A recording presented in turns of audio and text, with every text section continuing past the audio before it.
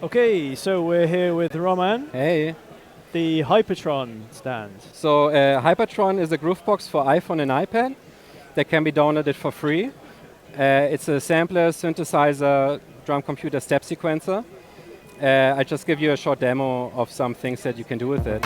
So there are like two different modes. There's like a live mode where you can trigger pads, and there's an effect mode where you can press on a pad, slide horizontally to choose an effect, and slide vertically in order to adjust it. There's also a very simple way to automate the effect. Just press on record and then do the same thing. And now it will have automated that. There's another cool swipe gesture where you can select steps and swipe up in order to split them from 16 to 30-second notes. You have an inbuilt synthesizer. You have a sampler, also with the ability to slice it into multiple parts. Oh, that's cool. And since version 2, you can actually also generate samples with AI directly inside the app. You just type in a prompt of a sound that you would like to have, and 40 seconds later, you get it back. It's also available now as Audio Unit version 3, so you can actually load it in external apps or hosts like ORM. Amazing, amazing. And can you load your own samples into it? And of course, you can that? load your own samples. There's also like a sample store inside the app. I don't know if the internet is working right now, where you can purchase a bunch of sample packs. We also have a mixer here. For example, if I'm on the track, I can put in more effects. And whatever I manage put in here will be reflected over there as well, right? So now when I swipe right, I see the bit crusher right there. So I think that's something that people are gonna set up one time for each like song or track, and then just go with that for like performing live or something like that. And does it use patterns for playback? How do you sort of make a whole track? How would you go about making a whole track with it? Well, if you start from scratch, you can either just use the direct like trigger mode, or which I even like enjoy sometimes more, that you can just like use the step sequencer at the bottom. So creating a new track is actually ridiculously easy because you just like select the steps that you would like to program, right? You can also use external MIDI keyboards. I don't know if this is connected right now, but yeah, so, and then you can just like press record and record your melody. One more thing which might be interesting or worth mentioning is that each pad has its own bar length. So you're not restricted that all of them in the same group need to have the same length.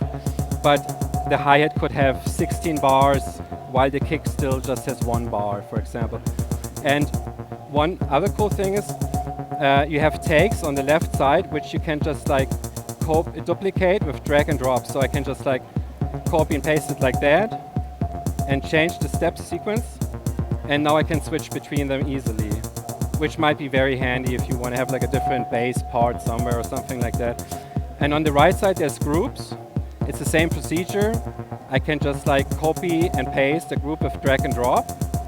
And now it will switch as soon as the longest bar of your current group has finished its cycle. Great.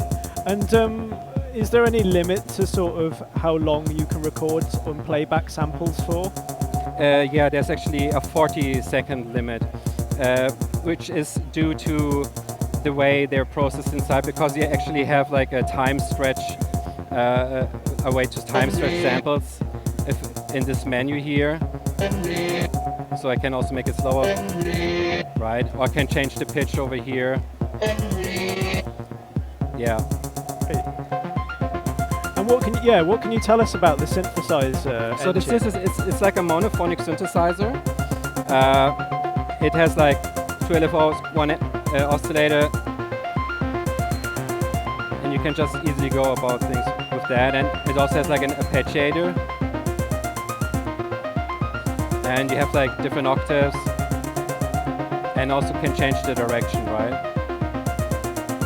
And and the arpeggiator settings are also reflected over here. So you have an arpeggiator always at hand, which you can also, of course, record. And sometimes, you know, you just want to like, don't record it, but just like overlay an arpeggio, and then you can just slide up and like fix it, and now it will always stay at 16th patterns and just like go over there. That's cool. That's cool. And let's say I had like a drum break, like an amen break. Can you do sort of loop slicing or start point triggering? Yes. So you can, for example, load in like a sample like that, and then switch to multi-slice mode, and now you can just add different slices, and they will be automatically mapped to the keyboard. So 1, 2, 3, 4, 3, 2. Yeah. Amazing that this is available for free. Thank you. Should we generate a sample? Yeah, sure. So let's type in guitar in D minor at maybe 120 BPM. And because it's an LLM that's creating the samples, it's very important that you are specific, because the more specific you are, the more specific the outcome will be. So I always urge people to use the instrumental tag if they want to, you know, have like a solo instrument and not like a whole band. So you just press on submit, and now it's going to be, okay, now I don't have internet, I'm so sorry. But it will be sent to the cloud. People can check it out for themselves.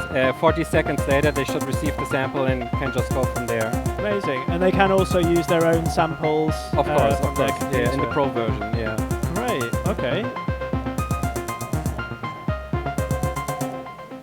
That's amazing. So there's a free version available now for iOS. Yeah.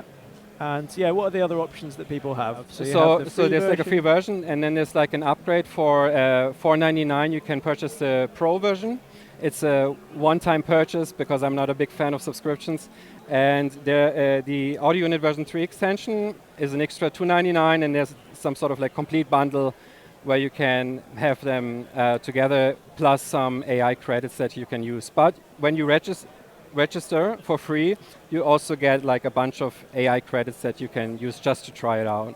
Excellent. Well, it seems a really fully featured piece of equipment.